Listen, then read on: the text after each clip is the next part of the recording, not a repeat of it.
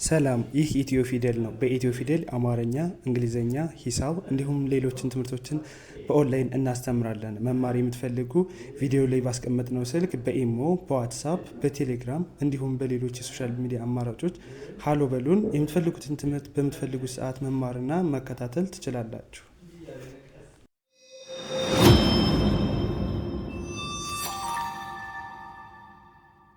እሺ በዛሬ ትምህርታችን ደግሞ ይዘላችሁ የመጣሁት የአማርኛ ሞክሸ ፊደላት የሚባሉትን ይሆናል።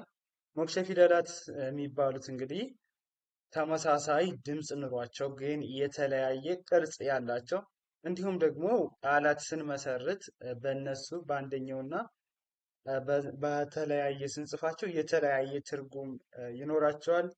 በዛሬው ትምህርታችን እንግዲህ የምናያቸው እነሱን ይሆናል። ማን ማን ይባላሉ፣ አንደኛዋ ከአንደኛዋ በምን ትለያለች የሚለውን ዛሬ ግልጽ አርጊ እነግራችኋለሁ፣ አስተምራችኋለሁ። ብዙዎቻችሁ እንደጠየቃችሁ ኮሜንት ላይ እያስቀመጣችሁልኝ ነበር ልዩነታቸው እያላችሁ ዛሬ ይዤላችሁ መጥቻለሁ። እንግዲህ ቪዲዮውን ጀምራችሁ አታቋርጡት፣ እስከ መጨረሻው ለማየት ሞክሩ። አሪፍ ነገር እና ደስ የሚል ነገር ታገኙበታላችሁ፣ የማታውቁትን ነገርም ትጨብጡበታላችሁ። ወደ ትምህርታችን ስንሄድ እንግዲህ የመጀመሪያዎቹ ሞክሼ ፊደላት ሀ ናቸው። ስንት አይነት ሀ አለ? ሶስት አይነት ሀ አለ። በመቀጠል ደግሞ ማን ነው? ሰ ነው። ሰ ስንት አይነት ሰዎች አሉ? ሁለት አይነት ሰ አሉ። ስለዚህ እነዚህ ፊደሎች በድምፅ ምንም ልዩነት የላቸውም። ሰሱ ሲሳ ሴስሶ ሰሱ ሲሳ ሴስሶ ምንም ልዩነት የላቸው። ነገር ግን በትርጉም ደረጃ አንደኛው ከአንደኛው የራሳቸው የሆነ ስም አላቸው፣ ማሳያቸው ይሆናል። በመቀጠል ደግሞ ማን ነው? ጸ ነው። ጸ እንዲሁ ስታያቸው ሁለቶችም ጸ ናቸው። ምንም የድምፅ ልዩነት የላቸውም። የመጀመሪያዋም ጸጹ ጺጻ ጼጽ ጾ ነው። ሁለተኛውም እንዲሁ ጸጹ ጺጻ ጼጽ ጾ ነው። ምንም ልዩነት የላቸውም። ግን የመጀመሪያዋ የምትባለው ሌላ ጸ ነው። ሁለተኛዋ ደግሞ የምትባለው ሌላ ጸ ነው። እሱንም የማሳያችሁ ይሆናል። ከዛ በመቀጠል ደግሞ አ ነው። እንግዲህ ስንት አይነት አለ? ሁለት አይነት አ አለ። ሁለት አይነት አ አለ።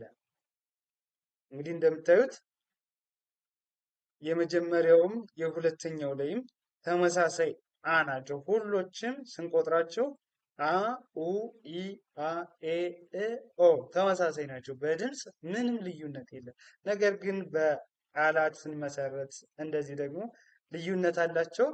ዛሬ ማን ማን እንደሚባሉና እንዴት እንደሆኑ እያንዳንዳቸውን አሳያችኋለሁ። በመቀጠል ደግሞ በቃላት ደረጃ ያላቸው ልዩነት የምሰራላችሁ ይሆናል።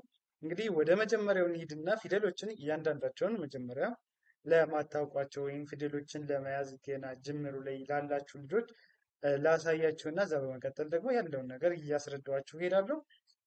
እንግዲህ እቺ ማነች? ማንሃ ትባላለች። እቺ ማና ሀሌታ ሀ ሀሌታ ሀ ትባላለች። ሀሌታ ሀ ሀሌታ ሀ ከዛ ሀ በድምፅ ግን አየው ሀ ሁ ሂ ሃ ሄ ህ ሆ ተመሳሳይ ናት። ይችኛዋን እነዚህ ቤተሰቦች ሀሌታ ሀ ይባላሉ ማለት ነው። ሀሌታ ሀ። ከዛ በመቀጠል ደግሞ ይቺ ማነች? ማን ትባላለች? ሀመሩ ሀ ትባላለች። ሀመሩ ሀ ማናልኳቸው?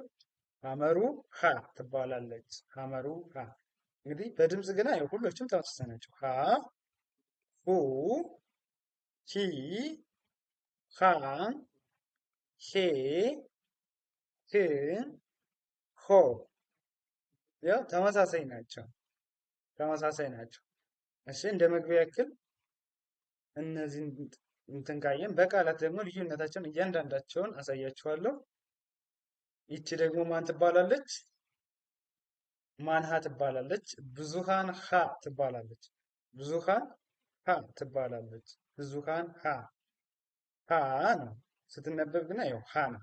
ሀ ሁ ሂ ሃ ሄ ህ ሆ በምንባብ ደረጃ በድምፅ ደረጃ ሶስቱም ምን ናቸው?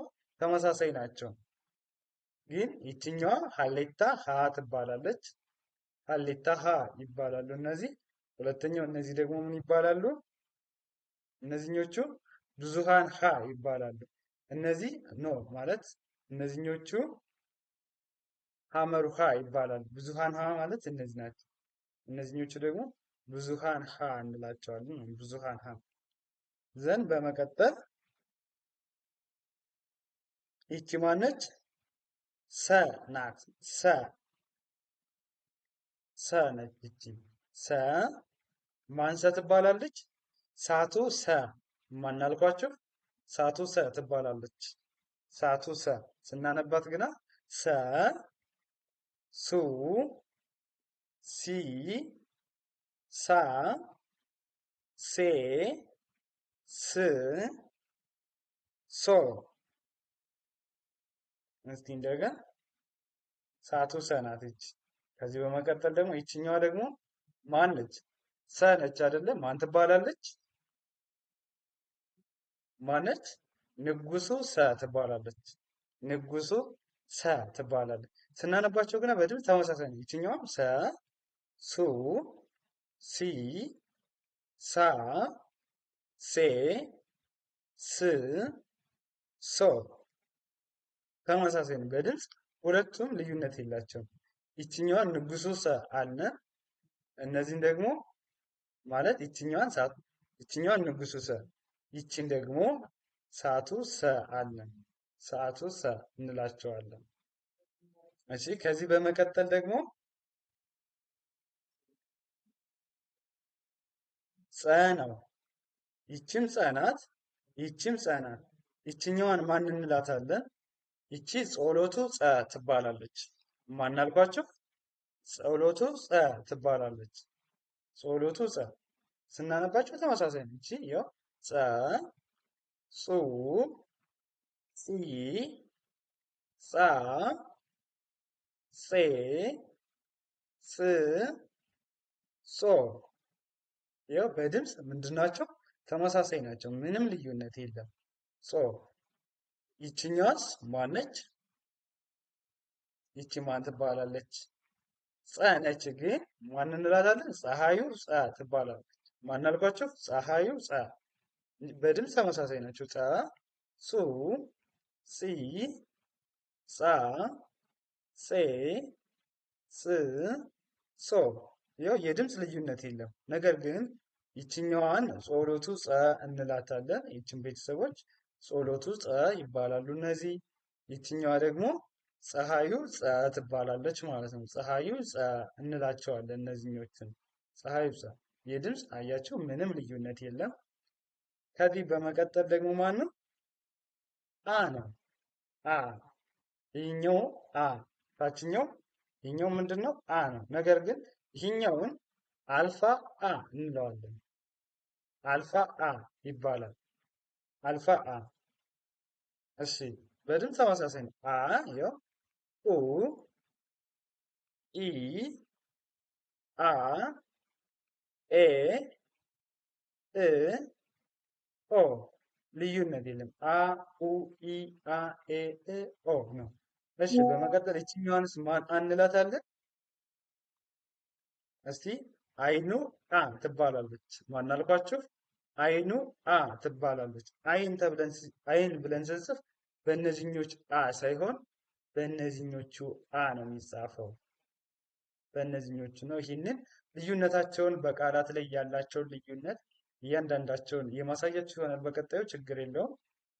ይህኛው አይኑ አ ይባላል። የድምፅ ነው። የድምፅ ልዩነት የለም። የቅርጽ ብቻ ነው። አ ያው ኡ ኢ አ ኤ እ ኦ ኦ እንለዋለን። አያችሁ ምንም የድምፅ ልዩነት የለም። የቅርጽ ነው እንጂ እነዚህም ፊደሎችን ሞክሸ ፊደላት ወይም የአማርኛ ሞክሸ ፊደላት እንላቸዋለን። በቅርጽ ይለያያሉ፣ በድምፅ ግና ተመሳሳይ ናቸው። እንዲሁም በቅርጽ እንደሚለያዩት በቃላት ስንጽፍ በአንደኛው እና አንደኛው ምንጽፈው ይለያያል። አሁን ለምሳሌ ይህኛው አይኑ አ ይባላል። አይን ተብሎ በዚህኛው አ አይጻፍም። በዚህኛው አ አይጻፍም። አይን ሲል የመጀመሪያዋ አ ምትሆን ይችኛዋ። እንዲሁም ደግሞ ፀሐዩ ፀ አይደለ? ፀ ስንል ፀሐይ ተብሎ በዚችኛዋ ፀ አይጻፍም። በዚችኛዋ ነው ፀሐይ ተብሎ የሚጻፈው። እንዲሁም ጸሎት ተብሎም በዚችኛዋ ነው የሚጻፈው። ሌሎቹም እንዲሁ እያንዳንዳቸው የተለያዩ ናቸው። በቃላት ደረጃ በቀጣይ የምሰራላችሁ ይሆናል። ለዛሬ በዚህ እንያቸውና ልዩነት እንዳላቸው ያዙ። ቅርጻቸው፣ ሞክሼ ፊደላት ማለት ምን ማለት ነው? ሞክሼ ፊደላት እነማን ናቸው? ማን ማን ናቸው ሞክሼ ፊደላት ያላቸው የሚለውን ያዙ። ቀጣዩን ደግሞ እንዲሁ በቀጣይ ቪዲዮ ጥሩ አድርጌ እሰራላችኋለሁ፣ በቃላት ላይ ያላቸውን ልዩነት። ለዛሬ ከዚህ ላይ እንጨርሳለን። የዛሬ ትምህርት ይህንን ይመስላል። ቀጣይ በሌላ ትምህርት እስከምንገናኝ መልካም ጊዜ፣ ሰናይ ቆይታ ተመኘሁላችሁ። ደህና ሁኑ።